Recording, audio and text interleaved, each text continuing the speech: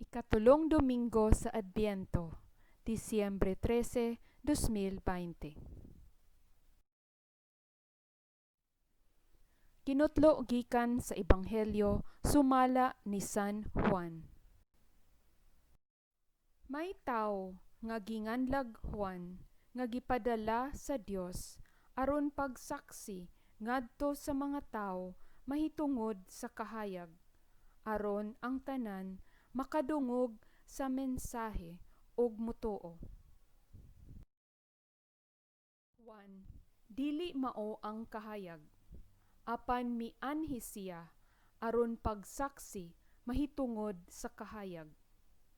Kini ang gisulti ni Juan sa diha nga ang mga kadagkuan sa mga Hudeo sa Jerusalem nagpadalag mga pari ug mga Levita aron pagpangutana kun kinsa siya. Magdumili si Juan pagtubag kanila. Mitug-an siya sa walay lipod-lipod nga dili siya mao ang Mesiyas. Kinsa ka man di ay? Nangutana sila. Si Elias ka ba? Dili, mitubag siya. Ikaw ba ang propeta nga among gipaabot? Nangutana sila. Dili, mitubag siya.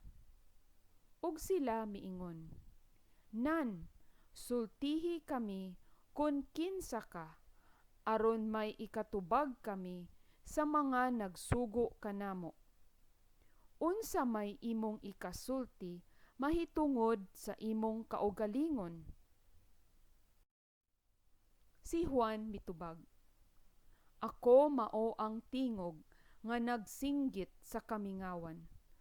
Hawani ang dalan nga agian sa Ginoo. Kini ang gisulti ni propeta Isaías.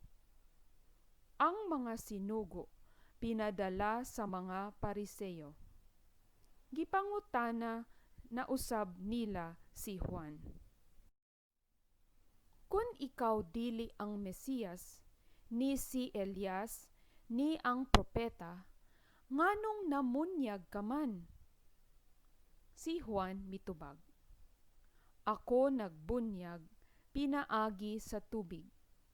Apan may usan diha kaninyo, nga wala ninyo hiilhi.